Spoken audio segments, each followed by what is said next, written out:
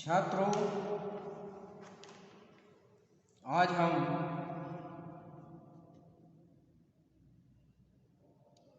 जनवादी कवि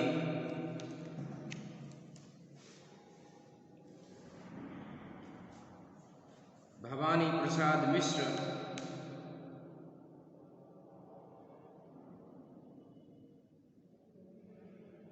के फूल कमल के कविता को लेकर प्रस्तुत हुए हैं।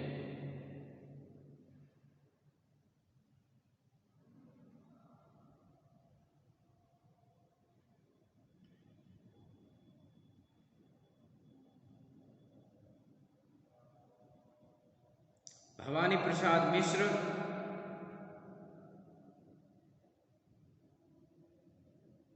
ने भी अद्यतन हिंदी कविता की विशेषताओं को अपने काव्य में स्थान दिया, इसीलिए आपको अद्यतन हिंदी काव्य में सम्मिलित किया गया है।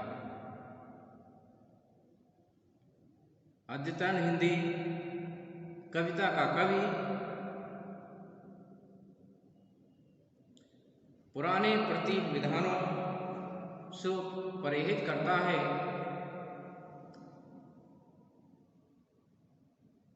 और उनके स्थान पर नवीन प्रतीक विधानों को अपनाता है, क्योंकि उसका मानना है कि इन पुराने प्रतीकों में न चमक है न भनक है।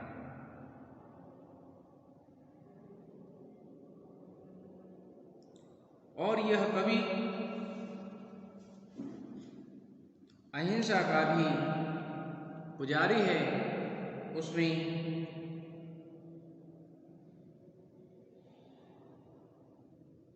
बुद्ध और गांधी के अहिंसावाद को आसानी से देखा जा सकता है।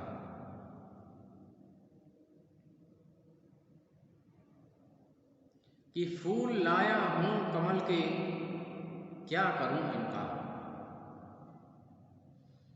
कि फूल लाया हूं कमल के, क्या करूं इनका।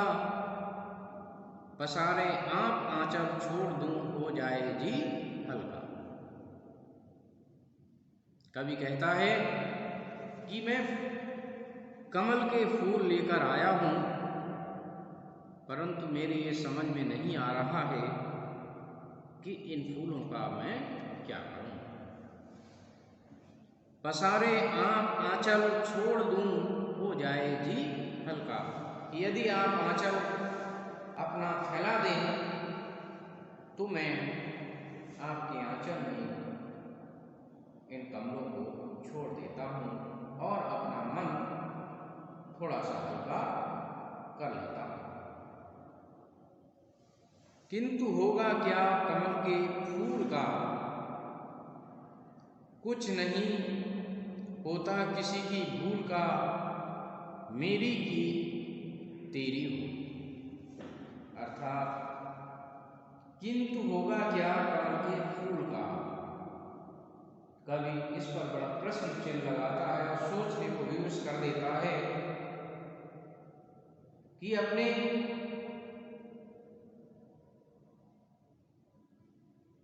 प्रेम को प्रकट करने के लिए लोग फूलों का प्रयोग करते हैं और अंत में वे जो फूल हैं वे नष्ट हो जाते हैं, बेकार हो जाते हैं।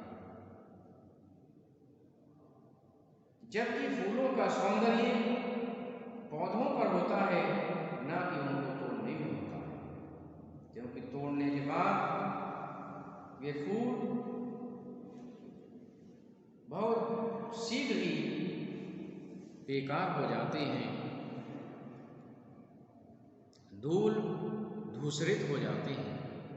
किंतु होगा क्या कमल के फूल का, कुछ नहीं होता किसी की भूल का। अर्थात उसको तोड़ना, पौधे से अलग करना भी एक कवि भूल मानता है, क्योंकि उसके मन में फूल को तोड़ना भी हिंसा करने से कम नहीं है। कुछ नहीं होता किसी की भूल का मेरी की तेरी हो, अर्थात प्रेयसी को मनाने के लिए वह यह कहता है कि ये जो कमल के फूल हैं, क्या ये अत्यंत आवश्यक है? क्या इनके बिना हम अपने प्रेम को प्रकट नहीं कर सकते? कुछ नहीं होता किसी की भूल का, अर्थात जो हमने पूर्व में भूल की हैं, क्या इनके बिना हम सुधारा नहीं जा सकता? ये कमल के फूल केवल भूल है, ये कमल के फूल केवल भूल हैं। भूल से आंचल भरूंगी तो भजन इनके मरूंगी। ये कमल के फूल लेकिन मान सर के हैं, मैं इन्हें हूँ बीच से लाया, न समझो तीर पर के हैं। ये कमल के फूल केवल भूल हैं।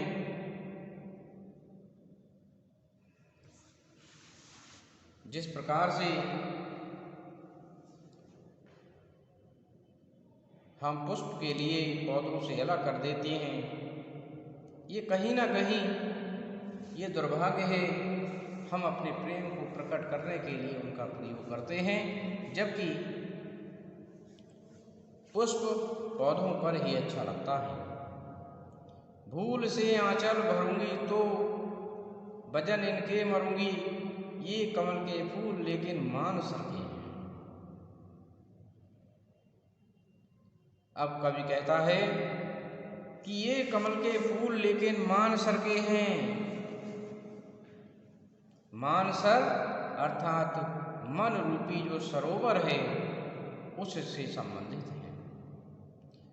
मन रूपी सरोवर के मैं फूल लेकर आया हूँ, अर्थात जो भी भूल मैंने की हैं उन भूलों को स्वीकार करने आया हूँ। मैं इन्हें हूँ बीच से लाया, न समझो तीर पर के हैं। भूल भी यादें हैं, अछूती भूल हैं, मानसर वाले कमल के फूल हैं।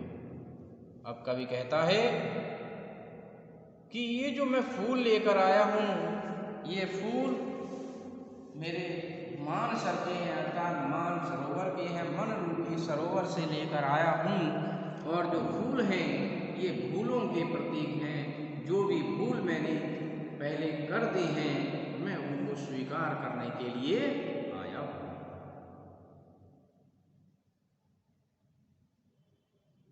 मैं इन्हें हूँ बीच से लाया, न समझो तीर पर के हैं। अर्थात ये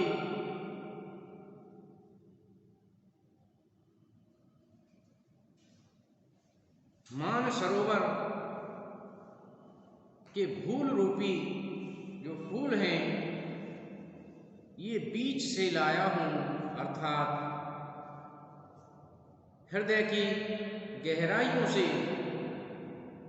इनको लेकर आया हूँ। मैं केवल बाहरी दिखावा या बनावट नहीं कर रहा। अंतःस्थल की गहराइयों से मैं उन भूलों को स्वीकार करने आया जो मैंने की हैं। भूल भी यादें हैं, अछूती भूल हैं, मानसर वाले कमल के फूल हैं। और आगे कवि कहता है कि मानसर वाले कमल के फूल हैं, अर्थात मन रूपी जो सरोवर है, उस सरोवर से मैं भूल रूपी जो फूल हैं उनको लेकर आया हूँ। अर्थात मैंने जो भी भूल की हैं मैं आज उनको सुधारने आया हूँ।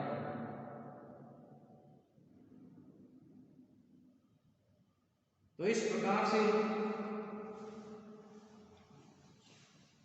कवि कमल के फूल के माध्यम से इस बात को प्रकट करता है कि जो कमल के फूल हम तोड़ कर ले आते हैं उनका अंत में क्या होता है, बेकार हो जाता है। परंतु यहाँ पर कभी कमल के फूल न लाकर बल्कि अपने भूल रूपी जो फूल हैं और मान सरोवर अर्थात अपने हृदय की गहराइयों से वो लेकर आया है, इस पर जोर देता है। फूल पौधे से टूटकर बेकार हो जाता है, परंतु यदि व्यक्ति भूल रूपी फूल को समझे अर्थात अपनी जो भी कमियां हैं, जो भी भूल हुई है, जो भी दोष है, यदि उनको स्वीकार कर लेता है तो निश्चित रूप से उनकी सार्थकता सिद्ध होती है।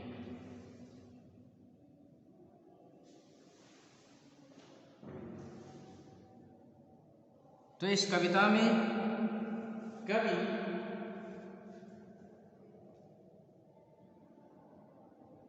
अपने मान सरोवर, मन रूपी सरोवर से आए हुए उद्भावों को व्यक्त करता है, जो उसके मन में उद्वेलन हो रहा है, और जो भूल हुई है उन भूलों को स्वीकार करने की बात करता है और आगे नए प्रकार से जीवन जीने की बात करता है।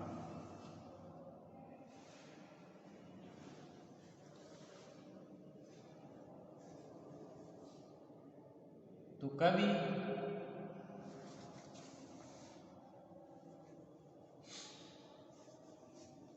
अपनी भूल सुधार की ओर इस कविता के माध्यम से संदेश देता है। तो मैं समझता हूँ छात्रों, कि आपने इस कविता को समझा होगा। धन्यवाद।